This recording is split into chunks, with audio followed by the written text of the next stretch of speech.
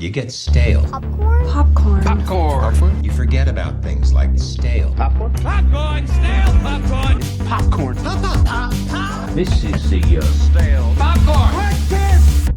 Hello and welcome to another episode of the Stale Popcorn Podcast. I'm your host, Steven, and with me as always is my co-host, Christopher. Chris, how are you now? I'm swell. I'm well. I'm going to hell. How about you?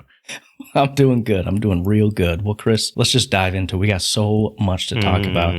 There's timestamps below if you want to skip around, take a jaunt. Do you mind if I start? I got some news to discuss. I don't mind, Steve. Let's hear. Let's queer. Let's fear.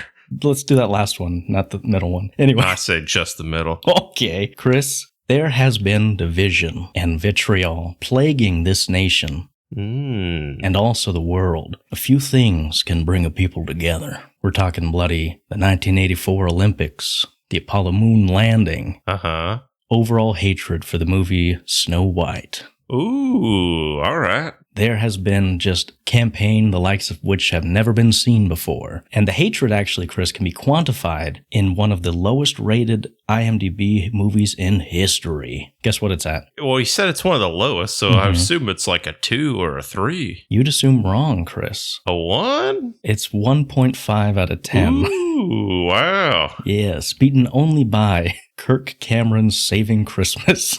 Really? Not a fan of the Kirk Cam, huh? That's the lowest one so far. This one might beat it. It's an astounding achievement, Christopher, to have the masses coming in droves. Wow. Taking action, getting off their couches, going to IMDb and giving it 1 star. And that's just user reviews here, huh? Yes, and people, it's obviously review bombing, especially on IMDb. It got me curious, Chris. Got me thinking. I wanted to look up if there's ever been a more organized campaign for any kind of like review bombing like this. And I got a list. Here are the top movies that have some insane review bombing. Okay. Let me know if you notice a trend here. You got She-Hulk, Attorney at Law. Okay. You got Captain Marvel, Miss Marvel, Star Wars The Last Jedi, Lightyear, Strange World, Eternals, The Acolyte, Obi-Wan, and Secret Invasion. So all Disney, is that the trend? Yeah, it's the trend, Christopher. It's been downward for a while, but people I think this was the straw that broke the camel's back, if you will. Well, it sounded like they were getting their back broken before that.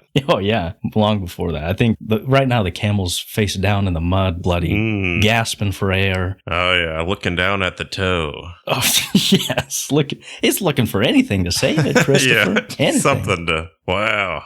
Either put him out of his misery or give him a life-saving elixir, if you will. Yeah, just waiting for that hump day. Yes. And, well, Chris, I think the hump day might be coming soon. Oh. Because Disney has announced some big news. Ooh. For Avengers Doomsday. Did you see this? Doomsday, huh? Doomsday, Well, I yes. might be coming soon. Well, yes. Full cast list. Potential spoilers if you don't want to find out, but it's been all over the internet, right? They're not doing the whole No Way Home, not reveal nothing till the movie comes out, huh? They let it all go. Well, it's up for debate. Do you mind if I break it down? No, let's hear. All right, strap in. Strapped in, I'm strapped on. I knew it. You were going to go there.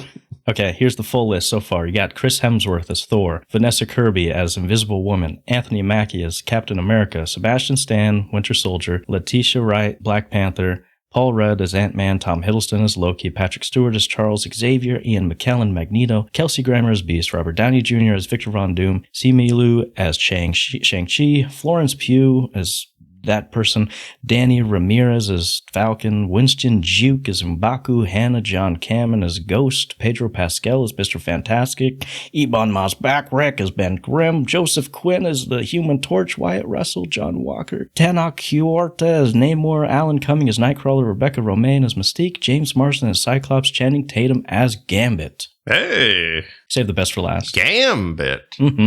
So, you said about 50 of them. Yeah.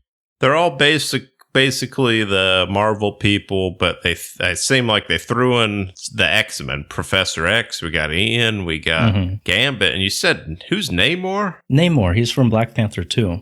Huh?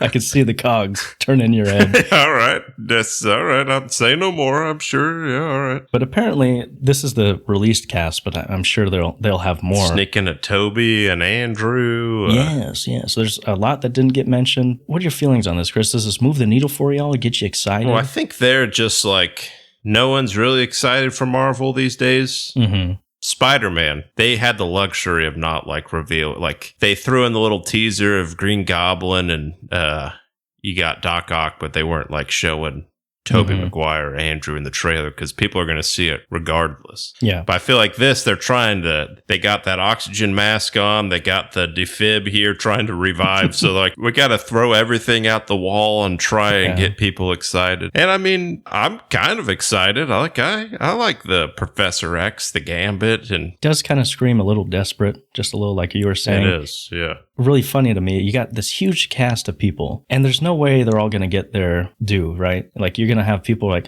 I've been waiting years to see bloody James Marsden as Cyclops, #1 James Marsden fan, and he's going to get like 3 lines, you know? It's going to be like Endgame where they're all in like the shot. A lot of them probably won't say anything. Yeah. Moving on, Chris. I know you're not a fan of Malcolm in the Middle, and by that I just mean you haven't seen it. Uh-huh. Well, for the people who are big fans of the Malcolm in the Middle revival series, Dewey, if you know Dewey, he's got the big ears, a little weirdo. Yeah, Huey and Louie, I get it. Sure, he's not coming back to portray Dewey. Drug addict? What happened to him? Well, it says Eric Sullivan, originally who portrayed Dewey, has chosen not to return. You doing a live-action Dumbo? Got him. Chris hasn't even seen the show, and he got him. I roast the kid, man. Yeah. Well, he's older than you nowadays, but well, it's easier to roast kids and funner anyway. But yeah, exactly. It says Sullivan has stepped away from acting since 2006. Reports indicate that he has consistently declined to participate in Malcolm in the Middle reunions and has expressed zero interest in returning as his acting career. I heard he was doing the remake for Elephant Man. Oh, come on. I'm killing this kid. Well, you are. Got another one up your sleeve? I don't know. They're going to cast him in those nature documentaries. Yeah. I got one more up my sleeve then, Chris. Let's see it. Roll those up. Let me put my hands on them because I want to touch it. I want to feel it. I want to taste it. Stop. Glenn's Corner, where I'm sitting in the corner looking at nothing but a picture of Glenn. Chris, I have some of the best news you'll hear this week. Our mascot of the show. If someone needed the best. What is that? You never heard of what is Foo that? Fighters? Come on. Oh, okay. Sorry. Oh, come on. That was good, though. Sorry. I was just so taken aback by that response. Anyway, the mascot of the show, we got Glenn Powell. I am proud to announce Christopher. There goes my hero. Watch him as he goes. All right, so sorry. What about my hero, Glenn? Your hero, your personal hero. You got a framed picture behind you. I can see. Yes. Proud to announce Twister's sequel is in the works. I'm jazzed. Titty, or what's the title? I wanted to brainstorm some titles with you, Chris. I brought a few. Okay. What was yours you mentioned? Titty Twisters. That's but you could do it too, like a too fast. You do a titty, but instead of a T, it's a 2. Instead of the double T's, it's 2 2s. Or you could do a T and then just a double 2. 2 titties, 2 twisters. Yeah. There it is. No, I got Twisters 2, Electric Boogaloo. Twisters X Hurricanes, The New Empire. Okay. Twisters 2, David Cornsweat's Revenge. Because remember at the end, you got the mud Superman guy. Yeah. We got Twisters, The Wranglings and Wranglers. And my favorite, we got Twisters 2, Twisters United, where the Twisters of opposing forces come to fight Glenn Powell. Oh, wow. You could do M. Night Shyamalan's Twisters. All right. You did some yoga before stretching there? Goodness. You been watching anything lately, Chris? I seen one. Locked. I ain't talking John. Oh, dang it. I thought we were going to see the movie version of John Locke. We got Anthony Hopkins. Okay. One of them Skarsgårds. Pennywise. Oh, Bill. He's down on his luck. Hard strapped for cash. Mm-hmm. You see his car? Hey, let me just pop in here. Let me just see if there's anything I can loot, steal. Rob. And it's a nice black SUV, tinted windows. Car's unlocked. Let me get in here. Shuts the door. He's looking through. He ain't finding nothing. Tries to get out. Door's locked. The other door's locked. The back door's locked. The other back door's locked. The trunk back window thing is locked. And he's trying to get out. He's stuck.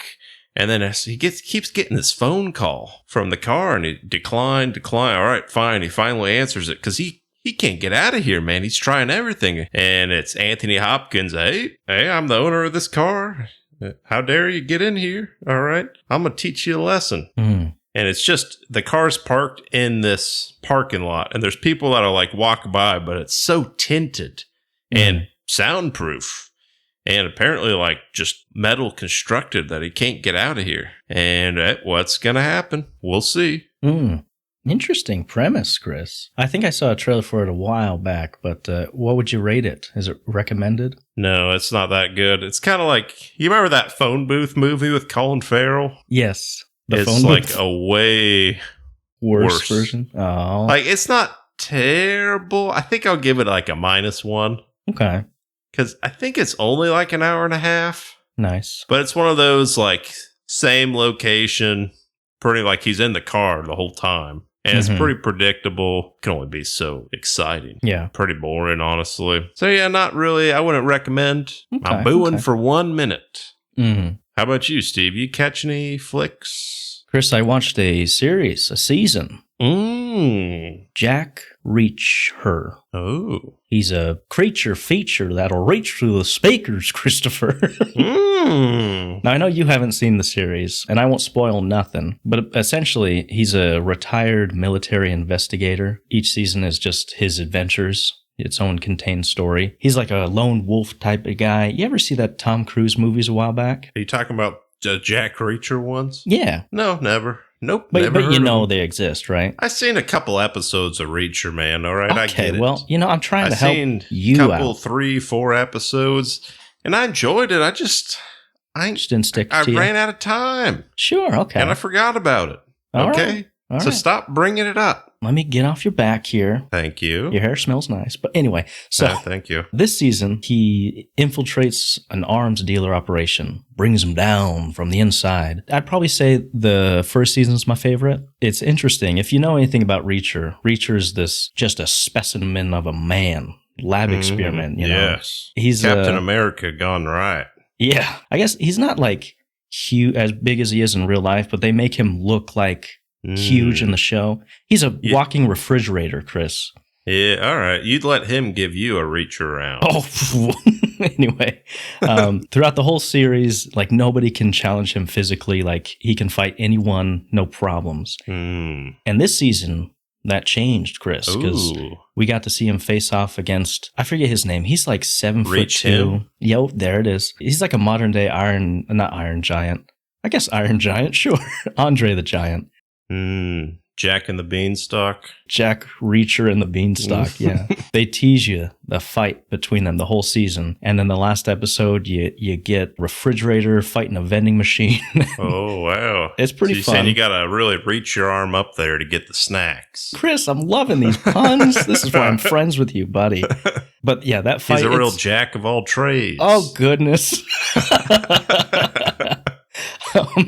You're on one today, man. I like it. Thank you. Keep it coming. That fight, it's fun. It's like 15 minutes long, and it borders on like Family Guy versus the chicken kind of fight, or just keeps getting outrageous. A lot of choking involved. Oh, goodness, Chris just rounded them off. I love it. Yeah. All this to say, this season was fine. Not itching to watch it again. So you go 1, 2, 3. Is that your rank? Yeah, I'd probably do that.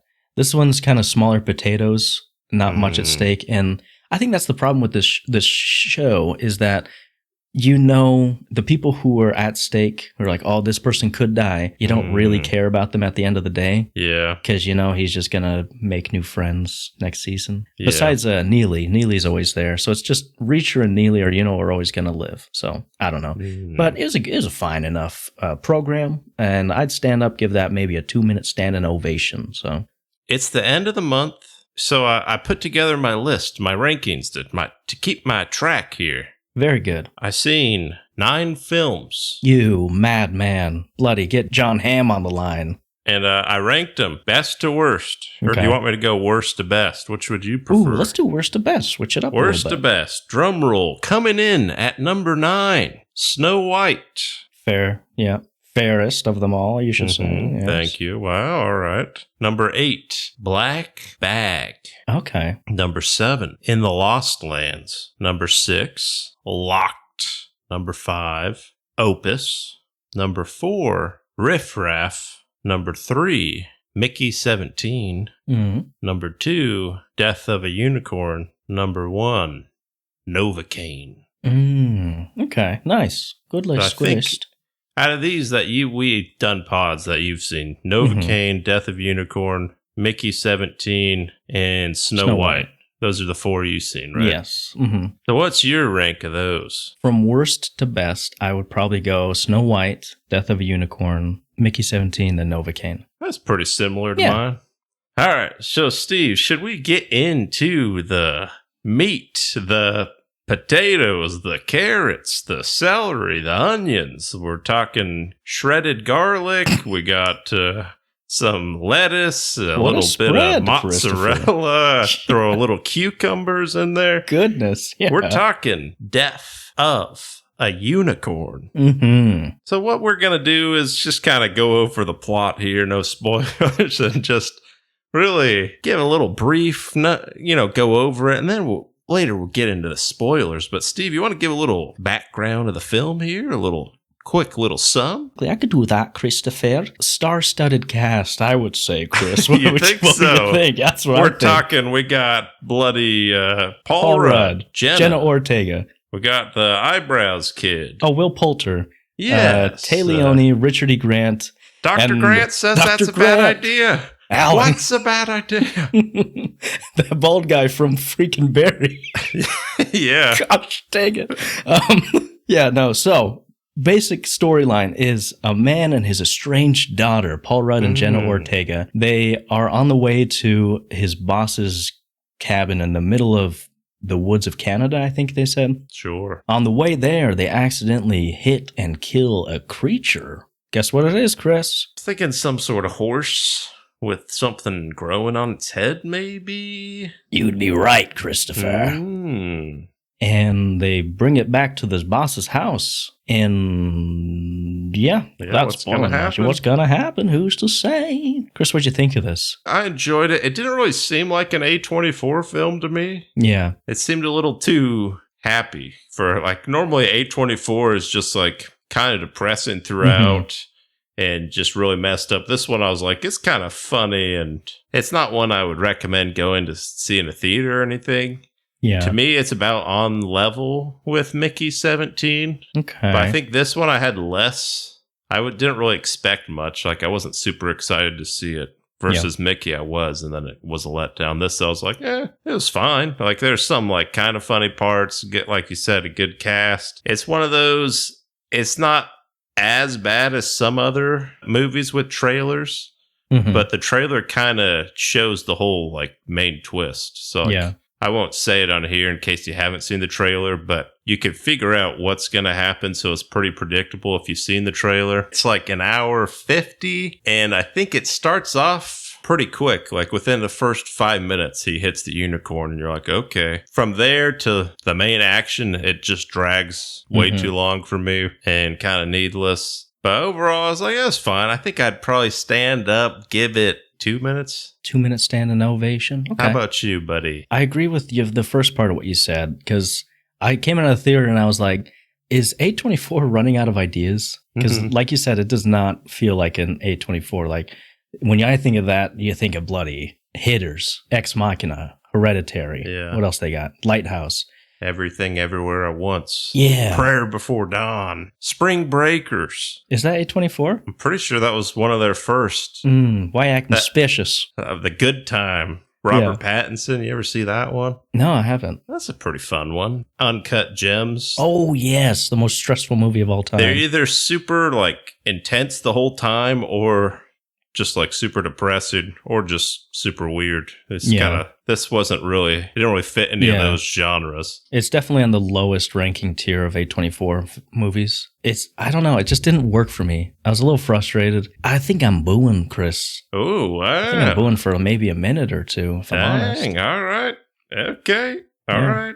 Well, should we get into spoilers here? Let's do it. Let's talk some cons and then we'll finish on high notes. So the main twist that they show this in the trailer, but basically they hit the unicorn, they think it's dead, and so they basically bring in the scientists and they find out the unicorn blood has healing powers. Mm-hmm. And it's healing them, and they're basically just like using this dead unicorn for science, and they find out can cure cancer. But then you find out there's other unicorns, and they come back and they start killing them. They kill the people. Mm-hmm. It ends up pretty much everyone dies except Paul Rudd and Jenna and that bald guy from Barry. Yeah. It's like throughout the whole film, Paul Rudd, he's the whole reason he's there is he's trying to get promoted so he could make more money to really support Jenna, who's his daughter, Mm-hmm. because the mom passed away and he made a dying wish. He's like, I'm going to support her, make her financially set. So he's not really a good dad for most of the movie here because he's just kind of neglecting her, and he's like, I got to get this job here. And she's like, hey, watch out, the unicorn. I know it's going to happen. You know, it's not safe. And he's like, just ignoring her. But then at the end, he ends up turning back to her and, saying, hey, I guess what you need the whole time is me, not the money. And then they end up being happy together. Mm-hmm. Well, Chris, I got to say, 99% of Paul Rudd's character is just not a good person. Oh, I know. Not a good human. Not a good dad. Yes. Like you said, bad dad. He's a bad dad. Boo this man. He wants to provide for his daughter, right? And he's hyper-focused on one aspect of providing, which is, like you said, the financial aspect. But he ignores every single other aspect of being a father/decent human being. Mm-hmm. It's very frustrating, Chris. It's very frustrating. It is very frustrating. His That is daughter- a con for me. Oh, yeah. His daughter's trying to, like, talk to him and express her feelings, and he just doesn't. He just Ignores her yeah. a lot. Buddy, you got to validate those feelings, work through them. And at the end, he doesn't really have a proper comeuppance. There's like 5 seconds towards the end where he's like, hey, I'm sorry. Mm-hmm. And I'd be like, for what, Paul? For what? What are you sorry for? You know what I Yeah. mean? Like, explain yourself. Yeah, I think it's like the first movie where Paul Rudd is like an unlikable character because pretty much everything he's kind of the funny, like charming Mhm. guy. 99% of the movie, you're like, I really can't stand this guy. Just a spineless worm. And I have in my notes, felt like a Disney Channel movie or like a Harry and the Hendersons.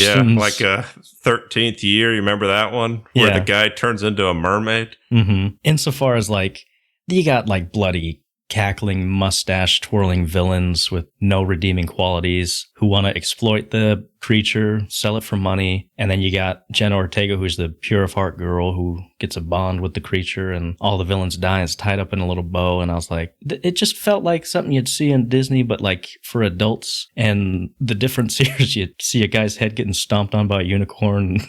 Just, I don't know. It didn't work for me because I was like, this story isn't great. They took the same beats as one of those crappy movies, but added some horror in it. I hear you. Mm-hmm. But I thought it was like, at least it was original. Was it? I mean, it was different. You don't think so? I don't know. I thought What's another movie like it here? Okay, it doesn't have to be like another movie. I just thought it was at times painfully predictable. Well, I agree. That's And- one of my cons here. I don't. Okay, sure, unicorn. I've never seen a movie with unicorns. Maybe minus Harry Potter, maybe.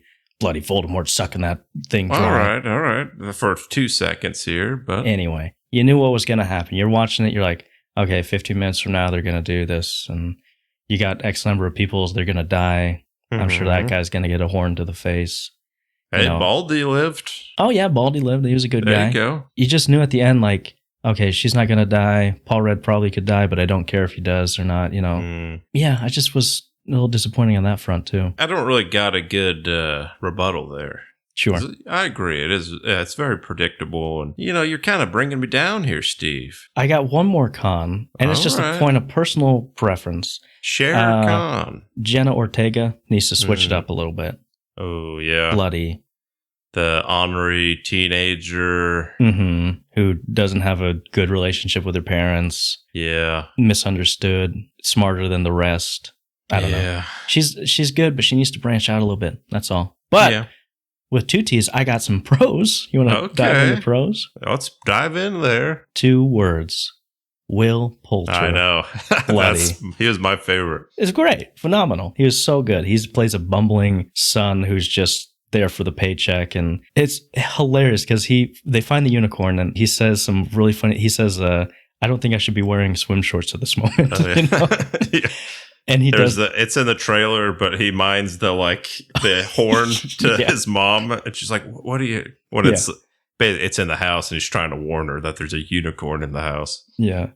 He does everything under the sun to get high off that unicorn. Yeah, he's snorting unicorn horn dust and smoking it, drinking it, everything. Yeah. He really channeled in his Narnia days for some of that. He's had a glow up, though. He's great in everything I see him in. I don't think he's been in a bad thing or given a bad performance, I should say, because this is a bad thing. But he was great. What else you got?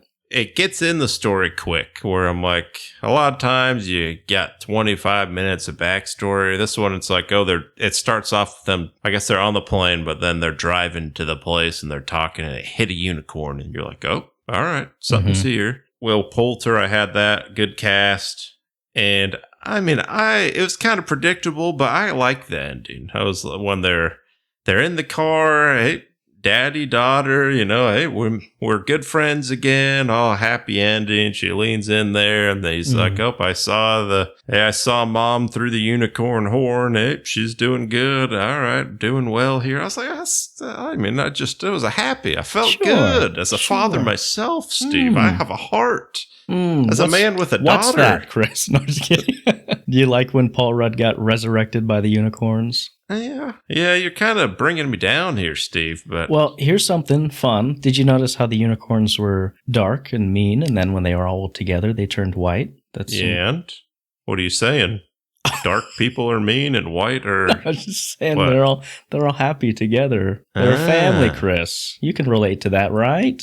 Sure, yeah, that's definitely a pro of mine. I don't know. What else you got then? Would you recommend this to people? Your average Joe? It's like a throw on the Netflix type of film for me. Well, if you're listening up to this point, thanks for listening. If you feel so inclined, leave us a 5-star review on Spotify and Apple. Subscribe to our YouTube channel. That would be super helpful, and we'll give you a shout out if you do. Leave a comment. Where could they follow us, Chris? Where else? I wasn't listening to whatever you said, but they can YouTube, follow us. You follow us on Apple Twitter, TV, X, Spotify, SoundCloud. We're talking Black People Meet.